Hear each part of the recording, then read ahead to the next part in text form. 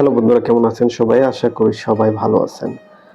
গল্পগুলো ভালো লাগলে অবশ্যই লাইক করবেন, কমেন্ট করে দিবেন। আর চ্যানেলে যদি নতুন হয়ে থাকেন অবশ্যই সাবস্ক্রাইব করে পাশে থাকা বেল আইকনটি প্রেস করে রাখুন, যাতে নতুন ভিডিও আপলোড করার সাথে সাথে আপনার নোটিফিকেশনে চলে যায়।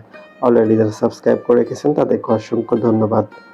গল্প লেফটেন্যান্ট মেহেরাজ মির্জা, পর্ব সংখ্যা ৪৫, লেখা নুসাইবা নুরি, বিয়ে স্পেশাল পর্ব।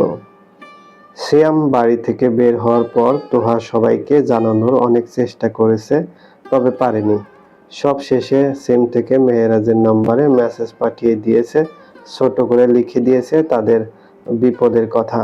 তারপর মেহেরাজের নাম্বার ডিলিট করে দিয়েছে নিজের মোবাইল থেকে। কাল সারা রাত তোহার ঘুম হয়নি। সকালে গোসল করে শাশুড়ির সাথে কাজে লেগে গেছে। এদিকে চিরশিরও সারা রাত ঘুম হয়নি, সারা রাত কেঁদেছে। কাদার কারণে চোখ দুটো ফুলে লাল হয়ে গেছে। ইরু সকাল থেকে অনেকবার জিজ্ঞাসা করেছে কি হয়েছে, তবে শ্রেয়সী কিছু বলতে পারেনি। কারণ তার মাও নিজের কসম কাটিয়েছে, যদি সে বলে দেয় আর ওই বাড়ির কেউ এই কথা জানে তাহলে তার মায়ের মরা মুখ দেখবে শ্রেয়সী।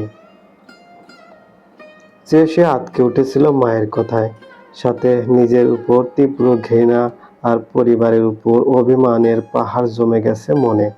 শ্রেয়সী চাইলেও আর বলতে পারছে না, তার যেন হাত পা বাঁধা পড়ে আছে। সে চাইলেও কিছু করতে পারবে না। শ্রেয়সীর ফর্সা হাত জোড়ায় কনুইয়ের নিচ অব্দি মেহেদি দেওয়া, লাল টুকটুক করছে মেহেদির রং। লোক কথায় শোনা যায়, যার স্বামী যাকে যত বেশি ভালোবাসে তার হাতের মেহেদির রং তত বেশি ফুটে ওঠে। একটু আগে ইরুও কথাটা শ্রেয়সীকে বলেছিল। শ্রেয়সীর কষ্টের মাঝেও একরাশ লজ্জা এসে হানা দিয়েছিল তখন হৃদয়ে। শ্রেয়সীকে সাজাতে পার্লার থেকে লোক এসেছিল, যাতে শ্রেয়সী বাইরে গিয়ে কারোর সাথে কিছু বলতে না পারে। সেখানে তোহা, শ্রেয়সী, ইরু সবাই সেজে নিয়েছে। সিয়াম আগেই শ্রেয়সী আর তোহার জামা কাপড়ের দুটো লাগেজ বাড়ির পিছনে রেখে এসেছে, কারণ পরে সবার সামনে লাগেজ বের করতে গেলেও বিপদ। এতে শ্রেয়সী বা তোহা কিছুই বলেনি। তোহা কয়েকবার ফোন চেক করেছে, তবে অপর পাশ থেকে কোনো রিপ্লাই আসেনি। তার মানে হয়তো মেহেরাজ সিন করেনি মেসেজ। শ্রেয়সীর পাশাপাশি তোহার মনটাও খারাপ হয়ে যায়। শ্রেয়সী অনেক কষ্টে নিজের চোখের পানি আটকে রেখেছে। বাবা ভাইকে যতটা ভালোবাসতো, এখন ততটাই রাগ আর ঘৃণা হচ্ছে তাদের উপর। দুপুর 1:30টায় জুম্মা নামাজ বাদ মির্জা বাড়ি থেকে সকলে রওনা দেয় শ্রেয়সীদের বাড়ির উদ্দেশ্যে। মেহেরাজের পরনে সাদা শেরওয়ানি, মাথায় বরের টোপর, হাতে রোলেক্সের ঘড়ি, গলায় একটা ফুলের মালা। দেখতে বেশ লাগছে মেহেরাজকে। মেহেরাজ যে গাড়িতে বসে আছে সেই গাড়িটা ফুল দিয়ে সুন্দর করে সাজানো। মোট 10টা গাড়ি যাচ্ছে আজ বিয়েতে পরপর। সবার মুখে স্নিগ্ধ হাসি, মেহেরাজের মুখেও একরাশ স্নিগ্ধতা। নিজের স্ত্রী নিজের ভালোবাসার মানুষকে এবার পরিপূর্ণ নিজের কাছে রাখার জন্য আনতে যাচ্ছে। মনে মনে আনন্দের জোয়ার বয়ে যাচ্ছে মেহেরাজের। ধীরে ধীরে গাড়ি ড্রাইভ করে বেশ কিছুক্ষণ পর ড্রাইভার গাড়ি এনে থামায় শ্রেয়সীদের বাড়ির সামনে। বিয়ের গেটের সামনে মেহেরাজের গাড়ি থামতেই চারদিক থেকে সকলে ঘিরে ধরে। তারপর আলতাফ শেখ এসে গাড়ির দরজা খুলে নিজের জামাইকে গাড়ি থেকে নামায়। গাড়ি থেকে নেমে মেহেরাজ এগিয়ে যায় বিয়ের গেটের দিকে। সেখানে কনে পক্ষের কাজিন মহল গেট ধরেছে। পুরো 10,000 টাকার বিনিময়ে গেট ছাড়বে, তার আগে না। এই নিয়েও অনেক মজা ঠাট্টা করার পর 5,000 টাকার মাধ্যমে গেট খুলে দেয় কনে পক্ষের মেয়েরা। তারপর মেহেরাজকে মিষ্টি মুখ করিয়ে ভিতর ঢুকতে দেওয়া হয়। বর এসেছে কথাটা শ্রেয়সীর কানেও যায়, তবে এখন আর আনন্দ লাগছে না, কান্নায় চোখ ভিজে আসছে। তবুও কাঁদতে পারছে না। মেহেরাজকে নিয়ে গিয়ে বসানো হয় স্টেজে, যেখানে বিয়ে পড়ানো হবে। মেহেরাজের পাশে নিলয়, মির্জা, ইভান, ফাহিম আর মিলি দাঁড়িয়ে আছে, আর বাকি সবাইকে খেতে বসিয়ে দেওয়া হয়েছে। মেহেরাজরা আসার পরপরই কাজীও চলে আসে। কাজী আসতেই নিলয় মির্জার কথায় আলতাফ শেখ শ্রেয়সীকে নিয়ে আসেন। শ্রেয়সীকে নিয়ে এসে মেহেরাজের পাশে বসানো হয়।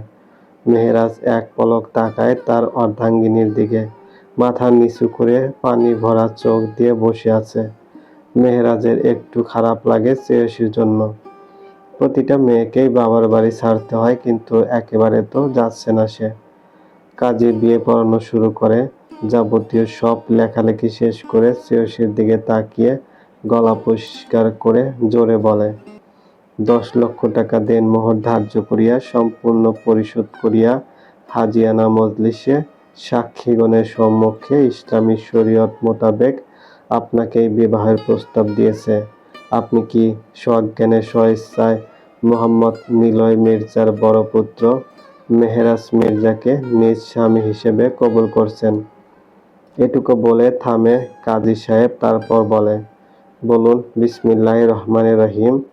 আলহামদুলিল্লাহ, আমি কবুল করিলাম। কাজীর কথায় শ্রেয়সীর চোখ বেয়ে এক ফোঁটা পানি গড়িয়ে পড়ে, তারপর কোনো দিকে না তাকিয়ে বলে, বিসমিল্লাহির রহমানির রহিম, আলহামদুলিল্লাহ, কবুল করিলাম। শ্রেয়সী কথা শুনে কাজী বলে, আর একবার বলো মা। আলহামদুলিল্লাহ, কবুল করিলাম। আর একবার। শ্রেয়সী এবার চোখ তুলে দূরে দাঁড়িয়ে থাকা নিজের মায়ের মুখের দিকে তাকায়, তারপর বলে, আলহামদুলিল্লাহ, কবুল করিলাম। শ্রেয়সী বলা শেষে সবাই একত্রে আলহামদুলিল্লাহ বলে। কাজী শ্রেয়সীর দিকে একটা রেজিস্ট্রি পেপার এগিয়ে দিলে সেখানে শ্রেয়সী স্বাক্ষর করে দেয়। তখন কাজী মেহেরাজের কাছে আসে, তারপর মেহেরাজের দিকে তাকিয়ে বলে, খালপার বাসী মোহাম্মদ আলতাফ শেখের কন্যা শ্রেয়সী শেখের সহিত 10 লক্ষ টাকা দেনমোহরে সম্পূর্ণ পরিশোধে সাক্ষীগণের সম্মুখে কাবিননামার শর্ত সাপেক্ষে আপনাকে শ্রেয়সী শেখ স্বামী হিসেবে কবুল করিয়াছে। আপনি তাহাকে স্ত্রী হিসেবে কবুল করুন। কথাটা বলে কাজী থামে, তারপর আবার বলে, বাবা বলো, আলহামদুলিল্লাহ, কবুল করিলাম। কাজী বলার সাথে সাথেই মেহেরাজ বলে ওঠে, আলহামদুলিল্লাহ, কবুল করিলাম। মেহেরাজের তাড়াহুড়োয় কাজী হেসে বলে, আরেকবার বলো বাবা, আলহামদুলিল্লাহ, কবুল করিলাম। আরেকবার বলো, আলহামদুলিল্লাহ, কবুল করিলাম। সবাই আবারও একত্রে আলহামদুলিল্লাহ বলে উঠল। নিলয় মির্জা কাবিনের 10 লক্ষ টাকা আলতাফ শেখের হাতে তুলে দিলেন। সাথে সাথেই কাজী রেজিস্ট্রি পেপার এগিয়ে দিলে মেহেরাজও স্বাক্ষর করে আজীবনের জন্য এতগুলো মানুষকে সাক্ষী রেখে নিজের ভালোবাসাকে আপন করে নিল। কাজী মোনাজাত শুরু করলেই সবাই মোনাজাত করে, তারপর সবাইকে খেতে বসানো হয়। ইভানের চোখ অনেকবার তোয়াকে আজ খুঁজেছিল, তবে পায়নি। বারবার আশেপাশে তাকিয়েছে, তবে আশপাশেই নেই। বিশাল এক প্লেটে আস্ত খাসি আর বিরিয়ানি দেওয়া মেহেরাজের সামনে। প্লেটে বিশাল কাতলার মাথা। মেহেরাজের পাশে শ্রেয়সী বসে আছে। শ্রেয়সীকে খাবারে হাত দিতে দেয়নি মেহেরাজ, নিজ হাতে গালে তুলে খাইয়ে দিচ্ছে। বেশ কিছুক্ষণ পর শ্রেয়সীর এক কাজিন সবাইকে পানির বোতল দিতে এসে শ্রেয়সীর দিকে কিছু একটা ইশারা করতেই শ্রেয়সী কাশতে শুরু করে। তা দেখে মেহেরাজ খাওয়া থামিয়ে শ্রেয়সীর মাথায় হাত বোলাতে থাকে। তখনই ঘর থেকে বেরিয়ে আসে তুহা। মিলির সাথে ম্যাচিং করা একটা লেহেঙ্গা পরেছে, একই কালার, একই সব। মাহি আর ইরুর একই ডিজাইনের। ফাহিম বেশ খেয়াল করেছে আজ ইরুকে বেশি সুন্দর লাগছে, নতুন করে প্রেমে পড়ার মতো। তবে ইরু যখন খাচ্ছিল তখন শ্রেয়সীর ভাইয়ের নজর দেখে ফাহিমের বেশ রাগ হয়েছিল। মনে হচ্ছিল থাবড়িয়ে মুখের নকশা বদলিয়ে দিতে।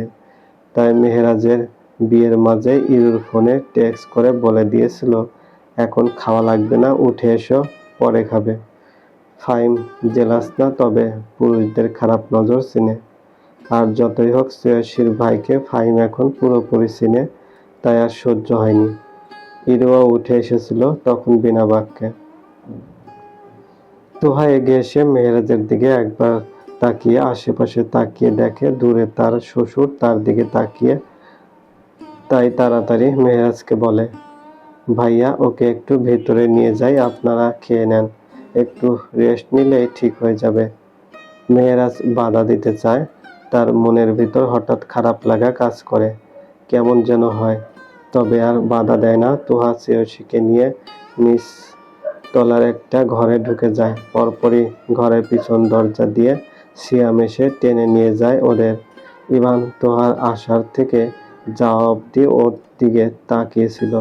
তবে আজ যেন কেমন অচেনা ঠেকছে তুহাকে তার কাছে।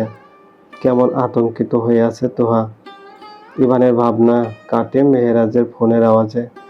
তার পকেটে ছিল মেহেরাজের ফোন এতক্ষণ। ইভান বাম হাত দিয়ে কষ্ট করে পকেট থেকে মোবাইলটা বের করে মেহেরাজের দিকে এগিয়ে দিতে মেহেরাজের চিন্তিত মুখ আরো চিন্তিত হয়ে যায়। চোখ জোড়া আটকে যায় স্ক্রিনে ক্যাপ্টেন লেখাতে, সাথে ভ্রু জোড়াও কুঁচকে যায়। মেহেরাজ মনে মনে বিড়বিড় করে বলে, আমার বিয়ের দিনই কি প্রতিবার আমার অফিস থেকে ফোন দেওয়া লাগে? এবারও শালা বাসরটা হবে না। এবার যা হয় হোক, বাসর সেরে তাই কাজে ফিরব, নয়তো বউ আমার অভিমান করবে। চলবে। গল্পটি ভালো লাগলে অবশ্যই লাইক করবেন, কমেন্ট করে জানিয়ে দেবেন। আর চ্যানেলে যদি নতুন হয়ে থাকেন অবশ্যই সাবস্ক্রাইব করে পাশে থাকা বেল আইকনটি প্রেস করে রাখুন, যাতে নতুন নতুন ভিডিও আপলোড করার সাথে সাথে আপনার নোটিফিকেশনে চলে যায়। অলরেডি যারা সাবস্ক্রাইব করে রেখেছেন তাদেরকে অসংখ্য ধন্যবাদ।